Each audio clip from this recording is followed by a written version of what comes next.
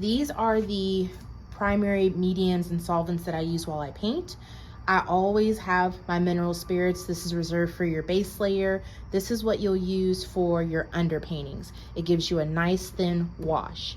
I also like to put mineral spirits in a spray bottle so that I can easily create runs and drips in my earlier layers.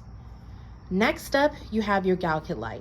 My Galkit I typically save for like my third layer on. I never ever use my Galkit as my base layer or as my underpainting. The primary reason is it's not lean enough typically. It makes, even though it speeds up the drying time, it doesn't go nearly as fast as the mineral spirits.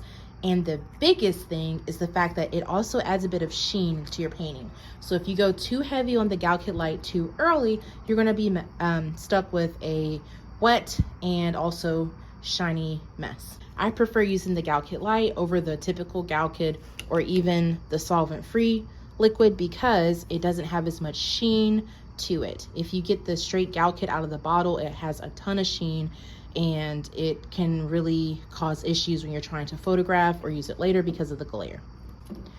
The next route is the Galkit gel. If I don't want to make a mess, I will use the Galkit gel. The Galkit gel is what I primarily use when I am painting, doing live paintings and events, or if I'm painting in my house and I don't want to make a mess. Then instead of using this, which I'm likely to knock over or drip or spill, then I will use my Galkit gel. What I do if my Galkit gel isn't lean enough, then I'll take my brush and dip just a little bit of it into the mineral spirits and use that to kind of thin it out a little bit for me. But the Galkit gel is absolutely amazing. It's very pricey. It doesn't go that far. And typically I reserve my Galkit gels for special occasions like my wedding portraits. The Galkit gel I could use in my third on layers, but I typically save this for my portraits. This Galkit gel, the problem with it is that it's so fat that when I try to mix it with my brush, it requires me to go in and have extra steps when I'm trying to clean my brush out. It adds extra steps and I have to use the mineral spirits to clean the brush out when I'm going in between colors.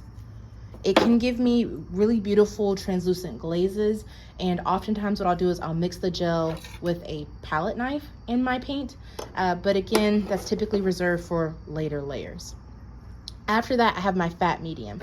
My fat medium is what I will use when I'm painting wet on wet. That means I haven't waited for the layer to fully dry and cure. So I will add this to my mixture so that my paint has more fat content in it and it glides onto the canvas. This fat medium from Chelsea Classical Studio, this is quite expensive, but it's worth its weight in gold. It is the secret weapon. It is my secret weapon. This is what allows me to complete paintings. They may not necessarily be dry, but to get further in my process sooner.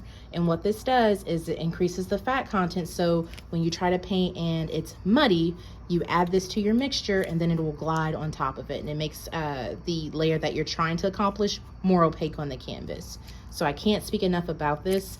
This can actually come in a smaller size. That's kind of like a tester. They have gift sets available, and that's how I got on my radar. When I was pregnant with my first child, my husband bought this for me in a gift set, and it had a bunch of different solvents, and so I was able to try them all and discover that this was the golden goose egg that I've been looking for my entire life. So this is great, and it smells like lavender.